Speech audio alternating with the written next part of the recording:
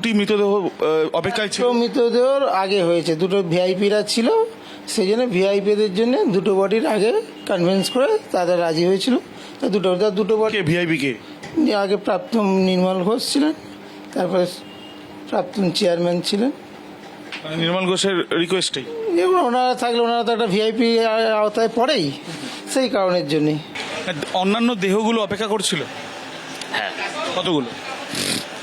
তখন বেশি ছিল না, একজন মতো ছিল এরকম। কিন্তু কেন ওইগুলো থাকা সত্ত্বেও আগে তড়িগুলো নিয়ে যাওয়া হলো কেন? তার কারণ হচ্ছে ক্যাজরার ভয়ে, কিসের? পুলিশের এক গাদা লোকাল লোক ছিল না, খালি পুলিশ আর র্যাব। অভয়ের বাবার অভিযোগ, তাড়াহুড়ো করে দেহ দাহ করার উদ্দেশ্যই ছিল তথ্য প্রমাণ নষ্ট করে। 2024 সালে 9ই আগস্ট আরজিকর মেডিকেল কলেজে কর্তব্যরত তরুণী চিকিৎসককে ধর্ষণ ও খুনের ঘটনা গোটা দেশকে নাড়িয়ে দেয়।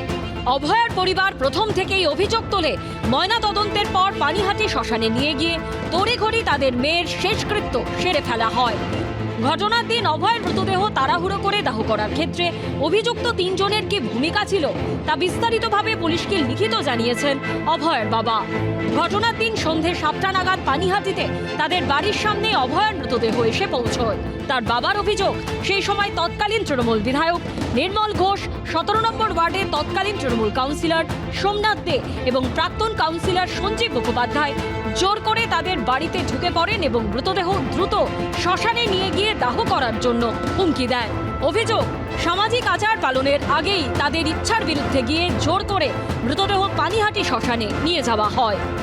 অভয়ের বাবার অভিযোগ, দ্বিতীয়বার ময়নাতদন্তের দাবি জানানো থেকে তাদের আটকাতেই জোর করে তড়িঘড়ি দাহ প্রক্রিয়া সম্পন্ন করে দেওয়া হয়।